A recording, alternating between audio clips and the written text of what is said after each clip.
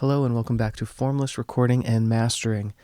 Today I'm feeling that nostalgic feeling from the holidays, so I wanted to look back at a project I did in 2019 that was a Christmas project. So we recorded 4 songs back in 2019, and so today I'm going to go back and listen to a couple of those sessions, and we're going to see what things I think we did well, what things I didn't do well, and what things I might do differently now. So a little context about this project. We set out to record 4 songs, and our goal was to keep it as live as possible, meaning we wanted to play together as much as we could. And that was super doable for 2 of the songs. 2 of them were almost completely live with some percussion overdubs and a little bit of guitar overdubs, and then 2 were more, done in pieces. We had kind of like a scratch track, and we did drums and then kind of fleshed it out from there. We had some constraints that we kind of tried to use to our, advantage. So we gave ourselves only 12 days to record the entire project, and we had a pretty limited budget.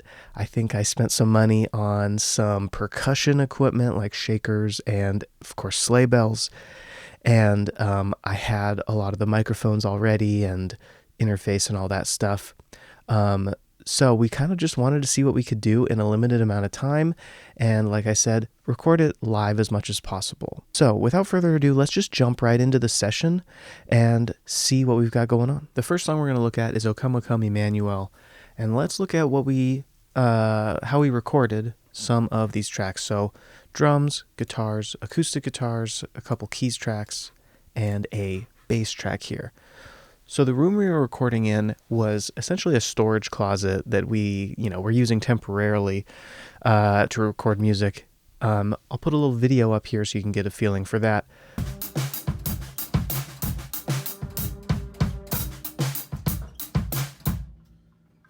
Let's do this one for Santa. Yep. This one's For you, big guy. Yeah. 4 of us were crammed in there, drums kind of in the corner, 2 guys playing guitar. The amps were back in a hallway, and I was playing acoustic guitar, but that track was thrown out because there was just too much bleed. So for drums, the tracks are pretty simple. Kick, snare top, snare bottom, rack tom, which didn't get hit in this song, floor tom, room mics, a single mono overhead, and then some percussion stuff here. So let's listen to the drums here for a moment.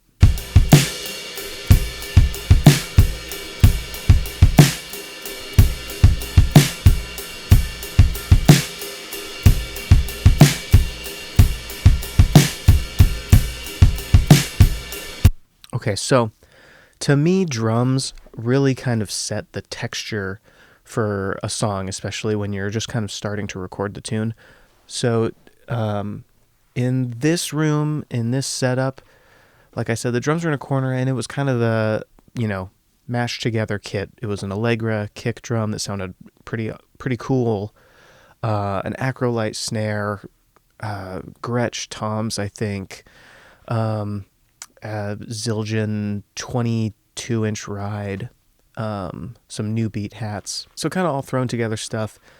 So for this kick, it was a Electro Voice RE20 into this pre here, this Vintech pre. It's kind of a Neve style thing. Now the RE20 on the kick I think is cool, but in this case, let's solo it here and get a feeling for what just the kick mic sounded like.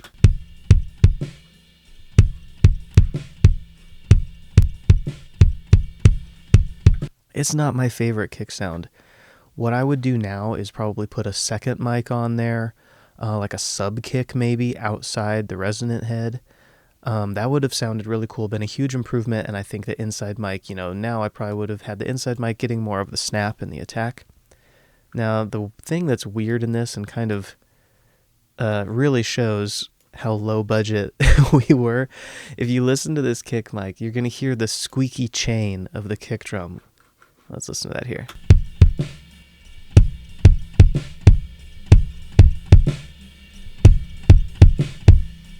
I hope you can hear that. You can hear the squeaky kick drum chain, and that is hilarious. Really shows you that we were working on a budget of like $100.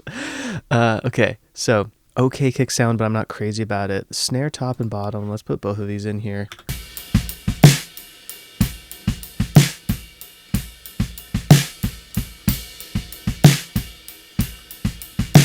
I really love the tone that these mics give for snare top.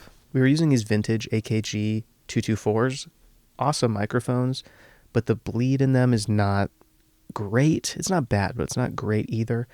But to me, I think the top end on these works so well for snare that I'm kind of okay with that bleed. So I dig that. Let's listen to the room mics. These room mics are two Cascade large ribbons, or longer ribbons, in a stereo pair. So they're kind of on top of each other like this, kind of like XY or ORTF, but it's not. So let's check these out. I think this really set the vibe for the whole drum kit, because when it came time to mix, so much of the sound was this room mic that was in front of the kit a couple feet.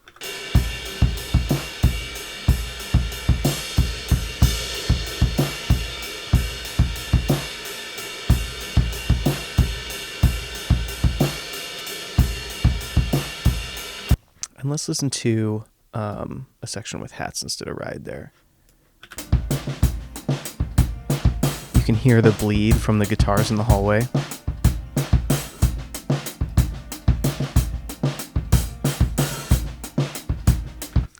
Now, to me, that's kind of a cool vibe. The room mics really glued it all together, so that was a good choice. And this overhead mic was an Advanced Audio C12 clone. Let's hear that.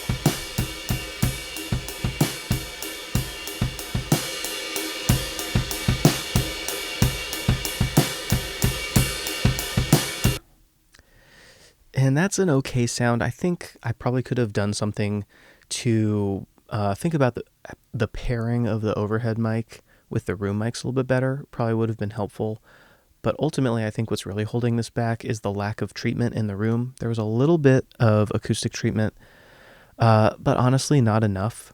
I had these panels that we'll talk about later, kind of around the room. But if I had taken a lot more time and resources to create a bunch of acoustic panels and place them more strategically and probably on the ceiling, that would have been a huge improvement. So that's what we got on the drum kit. Let's listen to that in context here a little bit.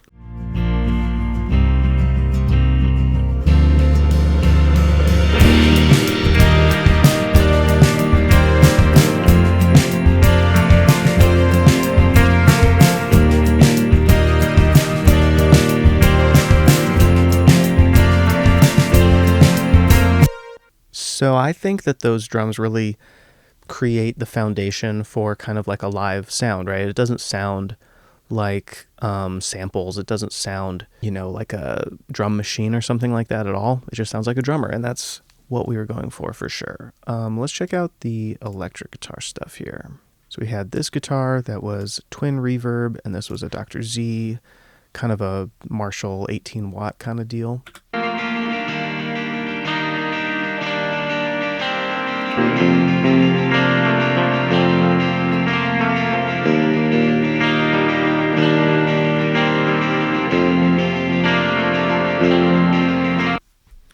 So this is, I think, really the thing in this track that I would have redone had I done this today. They played really well since it was a live take.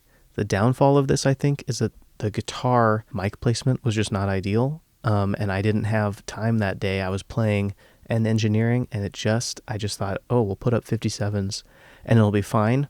And it is fine. But I was kind of aiming for more than fine. So a little thin guitar sound, I think. And we didn't really get to dial in like how wet the effects were and things like that. But I think it works together with the vibe of the tune, but I would have liked to have done that again. Now, this acoustic guitar track here was this terrible Seagull acoustic guitar. So let's hear this though. So this first little bit here, I'm picking with my thumb, and then you'll hear here it gets really bright when I'm digging in with a guitar pick.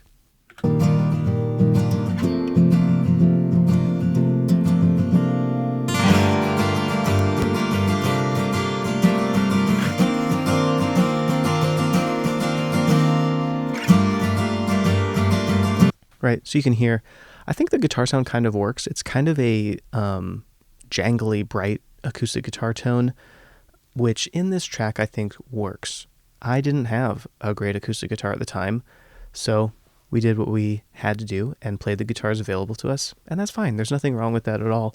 And I think, if anything, sometimes those constraints that maybe you don't choose help you make decisions either quicker or with more confidence because you're kind of tailoring those decisions to what you have rather than, being forced with like option paralysis. So that's the acoustic guitar sound. A couple key overdubs here we can listen to. Nothing terribly exciting going on there.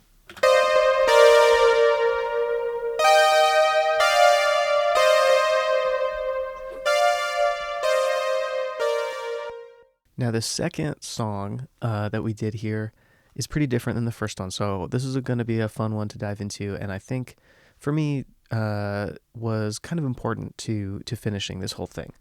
So this is a really simple one. Bennett, who's singing this song, he said, "Oh, I have this song I want to do," and it's really simple. He had sent us a little voice memo, kind of gotten an idea of it, and at the end of I think the first day, we had like an hour. And we said, well, let's just sit down with a song and see what we can do. So Bennett is sitting on the couch playing guitar and singing. Michael is sitting on the floor doing some vocal harmonies. I'm sitting by the keys in the back, and the drummer is sitting behind the drum set. And we played it like 3 times or something like that and just kind of messed around a little bit and then recorded. I think we did 2 or 3 passes, and that was it. So let's hear what this is here. Let's listen to each little track. So the solo track here, I'm going to solo Bennett's here. So you can hear this will just be guitar and vocal. Yeah, here we go.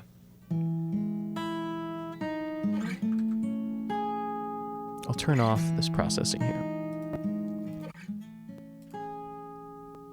Tears are falling, hearts are breaking. How we need to hear from God. You've been promised, we've been waiting. Welcome, holy child. Welcome, holy. Right? Really simple. I think that was just one of those AKG mics right in front of him. And it's not perfect. It's a little noisy. I think you can even hear the heater going in the room, the AC, the HVAC. But I think something about it really works for me. So let's go through these other elements here. We had those same room microphones, those same ribbon mics on the room. So let's hear what those sound like here. Same kind of section. Tears are falling, hearts are breaking. How we need to hear from God. Something is going on in these. It's like a crispiness, a little crackliness. We've been waiting. Welcome, holy child. Welcome, holy child. And that's what it sounded like in the room. You can hear the keys there in the back. And so let's just keep bringing these elements in here. We've got just an overhead on the drums. We've got these keys coming in.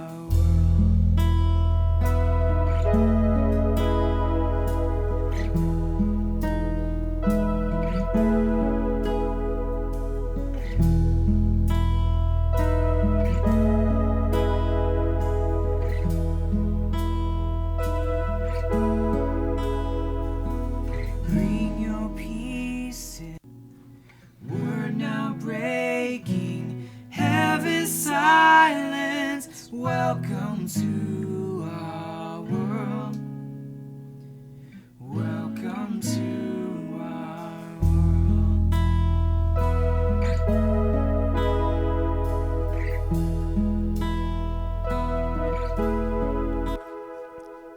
You can hear that reverb trail. So again, it's not perfect or anything like that, but I think it really set the tone that we were going for the whole thing. So let's get to what I would change now. Some are kind of little things, some are bigger things. So the biggest thing I think I would change is I would treat the room a lot better, acoustically treating it. There's a little bit of acoustic treatment, some really shoddy acoustic panels that I had made at the time when I had like no tools or anything like that. I've still got a couple of them like this. They're just one layer thick of Roxol from, Lowe's, and they definitely helped the room, but I really wish I could go back and really treat the room a lot better. That would have been a big help. I would have changed the kick sound. I think when my friend went to mix it, I think he might have used some samples, but I can't remember. The overhead sound overall I think was a good tone, but I think it was kind of clashing with the room tone, and that's why we ended up using those room mics so heavily rather than the overheads. The live guitar takes, I think we could have done more to flesh those out a little bit. It could have still been live, but I think if we had taken the time, or I had taken the time rather, to I was rushing around doing all the different things. If I had taken some time, let's make sure we can listen back to these guitar tones and really love them, that would have been good. Maybe get a DI sound would have been helpful. And as far as specific things, I would have let myself quantize things a little bit more. So, nudge a kick hit over just a hair, a snare hit over a hair. I was really obsessed with kind of the no overdub feel, even if there were overdubs, that I didn't quantize anything. And I think I could have quantized it a little bit and cheated a little bit to still keep that live feel, but just kind of nudge things in the right direction a little bit more. Now, for the things that we did well, we came prepared. We had charts for the song written. We had been sending voice memos back and forth a little bit, and ideas for parts and how we could kind of structure our time. So I think we were pretty good with our time management. Like I said, we only had less than a couple weeks, and it was, out on streaming services within 20 days. So we did well to be prepared, and I think that really helped us able to free ourselves to be creative while we were actually working on it, rather than feeling like we were constrained to just, let's execute this part, good, it's recorded, move on to the next one. We got to feel like we were participating in something, which was really cool and unique. The room mics were a great addition. I think it helped glue things together in a cool way. Recording live was a great experience, and more than recording live being something that I think made the recording particularly professional or anything like that, I think the main thing was it gave me something to think back on listening years later in a really vivid way. Sometimes for me, when recording is really overdub heavy, I often don't really have a specific memory to think back on, and it all kind of blurs together a little bit sometimes. I might remember working on a guitar part, but I won't remember necessarily the experience of recording that part, if that makes sense. With the way we remembered this, I can remember the takes working because we did it together. It was like a experience we all got to have together. The last song, that really simple one, worked because we played it a few times and then recorded it, and that was it. So I have that memory that I think back on, each Christmas, of playing this song with some friends, and it's great. Now, I don't know if that's how it works for everybody, but for me, every recording experience I've had, when it's kind of in that live fashion and with other people as much as possible, it's a lot more tangible to me and something I can both think about and how can I learn from it more, but also just a fun experience, because ultimately, I know that not a lot of people are going to listen to this. I don't know what the Spotify numbers are, but it's not good. So to me, the goal is, how can I do something that I think both sounds better? I think recording live sounds like how I like things to sound, but also what's going to, be more enjoyable and more fun. And for me, that's what it is. It's a sound that I like, and it's something that I feel like you can kind of build off of and gives an energy and memories that are more important. So that's kind of what I'm thinking about here. It becomes just more real to me. So that's our project. Thank you so much for watching the video. Let me know if you have any questions or comments underneath. Thank you.